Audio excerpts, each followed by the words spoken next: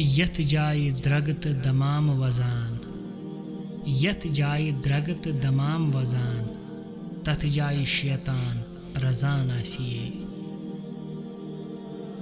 ती आसन करान यन आस पजान, ती आसन करान यन आस पजान, तवै साहिब बलाई सोजान आसिए।